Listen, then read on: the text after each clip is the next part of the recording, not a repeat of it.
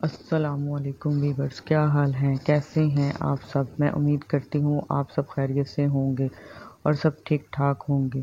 Welcome کرتی ہوں آپ سب کو ہمارے چینل میڈیسن ٹیکنیکل نبیلہ میں۔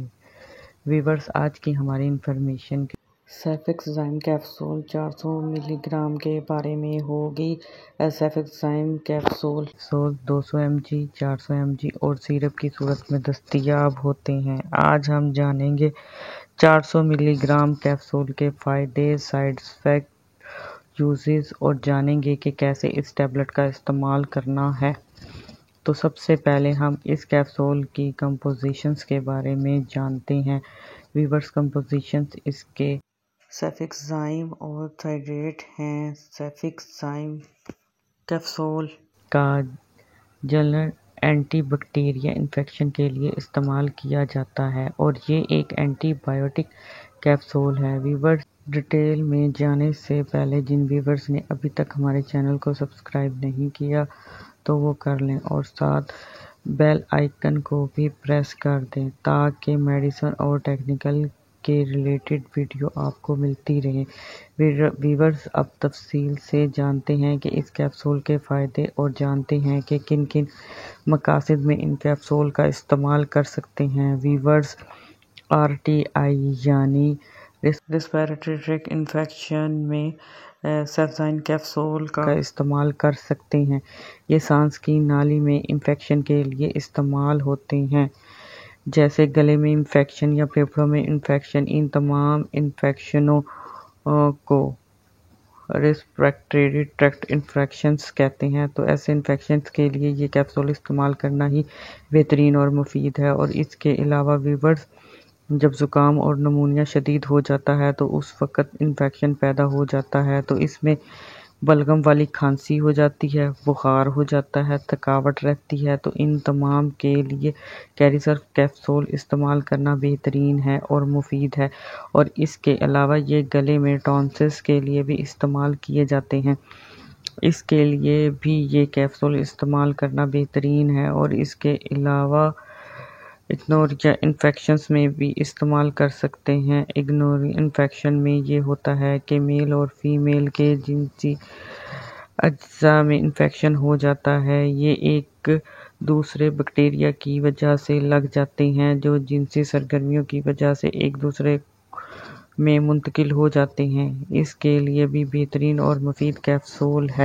اور اس کے علاوہ یہ کیپسول کان کے اندرونی حصے میں انفیکشن ہو جاتا ہے جسے اوٹائٹس میڈیا کہتے ہیں، اس کے لیے بھی استعمال کر سکتے ہیں۔ اور اس کے علاوہ کان کے اندر میں انفیکشن کی وجہ سے پس یعنی کہ ریشہ جمع ہو جاتا ہے تو اس کو خشک کرنے کے لیے یہ کیریسرف کیپسول استعمال کیے جاتے ہیں۔ اور اس کے علاوہ یہ فارنجائٹس میں کیریسرف کیپسول استعمال ہوتا ہے۔ یہ گلے میں انفیکشن یا سوجن کو کہتے ہیں، اس کے لیے بھی بہترین ہے۔ اس کے علاوہ نمونیا کے لیے بھی یہ کیپسول استعمال کر سکتے ہیں۔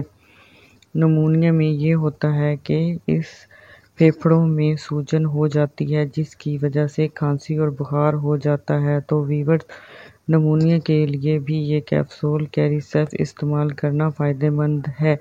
یورینری ٹریکٹ انفیکشنز UTI میں استعمال ہوتی ہیں، یعنی پیشاب کی نالی میں انفیکشن کے لیے استعمال ہوتی ہیں۔ یہ ایک بیکٹیریا کی وجہ سے ہو جاتے ہیں۔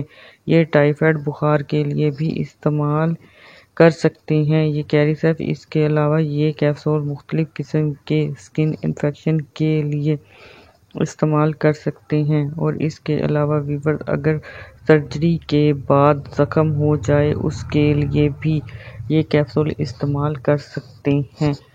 تو ویورز، یہ تھے کیریسرف 400 ملی گرام کیپسول کے فائدے۔ اور اب جانتے ہیں اس کے سائیڈ ایفیکٹ۔ ویورز، اس کیپسول کو استعمال کرنے سے سائیڈ ایفیکٹ پیدا ہو سکتے ہیں، یعنی کہ چکر کا آنا ہو سکتا ہے، متلی یعنی کہ الٹی ہو سکتی ہے، سر میں درد ہو سکتا ہے، پیٹ خراب ہو سکتا ہے، بدہضمی اور معدے میں جلن ہو سکتی ہے، منہ کا خشک ہونا ہو سکتا ہے۔ اس کے علاوہ اسکن پر ریشز ہو سکتے ہیں۔ ویورز، یہ تھے سائیڈ ایفیکٹ جو کہ 100 میں سے کسی ایک کو ہو سکتے ہیں۔ اب جانتے ہیں کہ کیسے اس کیپسول کا استعمال کرنا ہے۔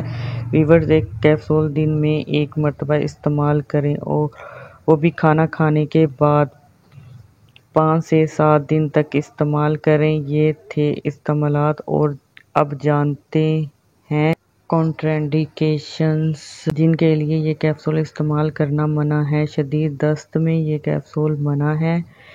کنٹرانڈیکیشنز: حاملہ خواتین استعمال نہ کریں، دودھ پلانے والی مائیں استعمال نہ کریں، جو الرجی رکھتے ہوں وہ استعمال نہ کریں، اور گردے کے مریض استعمال نہ کریں۔ اور اس کے ساتھ ہی ہماری انفارمیشن کا اینڈ ہوتا ہے۔ ویورز، اگر ہماری انفارمیشن اچھی لگی ہو تو لائک کریں، شیئر کریں، سبسکرائب کریں اور بیل آئیکن کے بٹن کو ضرور پریس کر دیں۔ خدا حافظ۔